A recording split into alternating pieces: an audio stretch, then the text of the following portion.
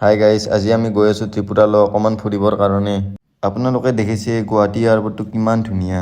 তাৰপিছত মই, দেউতা আৰু মামা উঠিলোঁ বাছত। বাছখনে আমাক লৈ যায় একেবাৰে ৰাখিলে প্লেনখনৰ ওচৰত।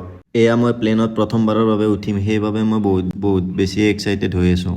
তাৰপাছত আমি নিজৰ ছিট বিচাৰি ল'লোঁ। প্লেনখন বহুতে বেছি খালী হৈ আছিল, ছিটবোৰ প্ৰায় খালী। তাৰপাছত লাহে লাহে ফ্লাইটখন উৰিবলৈ আৰম্ভ কৰিলে। ইয়াতে উৰাৰ লগে লগে মোৰ প্ৰথমটো বহুতে ভয় লাগিছিল, কিন্তু ভগৱানৰ নাম লৈ উৰা মাৰি দিলে। ওপৰৰ পৰা তলৰ ঘৰবিলাক বা ৰাস্তাবিলাক কিমানে সৰু সৰু লাগে আপোনালোকে চাওকচোন। তাৰপিছত আমি আকাশৰ বুকুত উৰা মাৰি পাই গ'লোঁ আগৰতলা এয়াৰপৰ্ট। আগৰতলা এয়াৰপৰ্টটো বহুতেই ধুনীয়া। তাৰপিছত আমি ত্ৰিপুৰা আহিয়ে প্ৰথম আহিলোঁ এটা বহুতে পপুলাৰ মন্দিৰলৈ। মন্দিৰ চাই আহি আমি এইবাৰ যাবলৈ ৰেডি হ'লোঁ নিৰমেহেললৈকে। নিৰমেহেললৈকে যাবলৈ আমি এনেকৈ পানীৰ মাজে মাজে যাব লাগিব। আপোনালোকে দেখিছে এইটো চাৰিওপিনে পানীৰ মাজত অৱস্থিত। নিৰমেহেলটো সঁচাই বহুত বেছিয়ে ধুনীয়া আছিল, আপোনালোকে চাওকচোন এবাৰ। মোৰতো বহুতেই বেছি ধুনীয়া লাগিল। একেবাৰে লাষ্টত আমি এখন পাৰ্কত গ'লোঁ।